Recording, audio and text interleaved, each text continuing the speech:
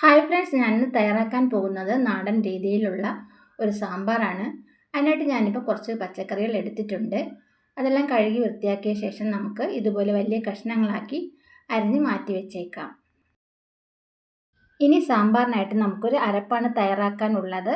അതിനായിട്ട് ആദ്യം നമുക്ക് 3 വറ്റൽമുളക് ഒന്ന് വറുത്തെടുക്കാം. വറ്റൽമുളക് മാറ്റിയ ശേഷം മല്ലി 1 സ്പൂൺ നമുക്ക് വറുക്കണം.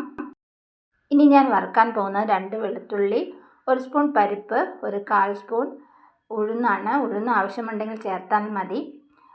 അതൊന്ന് വറുത്ത ശേഷം കൂടെ നമുക്ക് കുറച്ച് ഒരു നുള്ള് കണക്കാക്കി ഉലുവ കൂടി ചേർത്ത് വറുത്തെടുക്കണം. എല്ലാം നമുക്ക് തനിത്തനിയായിട്ട് വേണം വറുത്തെടുക്കാൻ.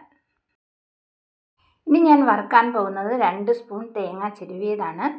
അതുകൂടി നന്നായിട്ടൊന്ന് ബ്രൗൺ നിറമാകുന്നത് വരെ ഒന്ന് വറുത്തെടുക്കണം. അതിനോടൊപ്പം തന്നെ നമുക്ക് കായപ്പൊടി കൂടി ചേർത്ത് കൊടുക്കാം. ഇനി നമുക്ക് വറുത്തെടുത്ത സാധനങ്ങളൊക്കെ ഒന്ന് തണുക്കാൻ വെക്കണം. തണുത്തതിന് ശേഷം നമുക്ക് മിക്സിയിലിട്ട് നല്ലതുപോലെ മഷി പോലെ അരച്ചെടുക്കണം. ഇനി കുതിർത്ത പരിപ്പ് നമുക്ക് സാമ്പാർ ഉണ്ടാക്കുന്ന ചട്ടിയിലോട്ട് ഇട്ട് കൊടുക്കാം. അതിനുശേഷം ഞാനിപ്പോൾ ഇട്ട് കൊടുക്കുന്നത് വെള്ളരിക്ക, പിന്നെ ചീനിയമരിക്ക, ചെറിയ ഉള്ളി ഇത്രയും അരിഞ്ഞത് കൂടി ചേർത്ത് കൊടുക്കുന്നുണ്ട്.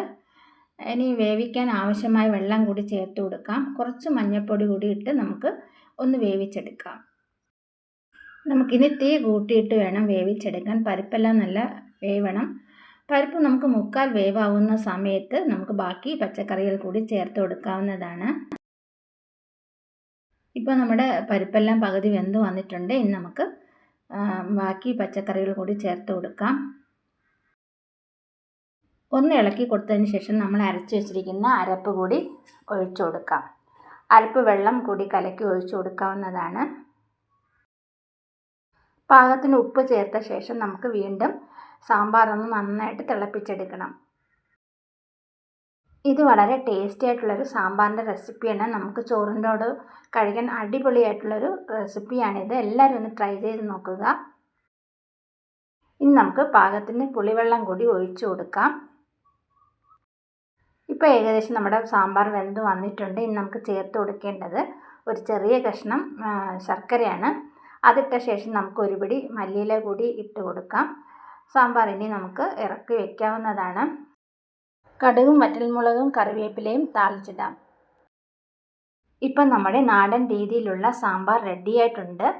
വളരെ വെറൈറ്റി ആയിട്ടുള്ളൊരു ടേസ്റ്റാണ് ഇതിന്. നമ്മളെല്ലാം വറുത്തരച്ചാണ് ഇതിൽ ചേർത്തിട്ടുള്ളത്.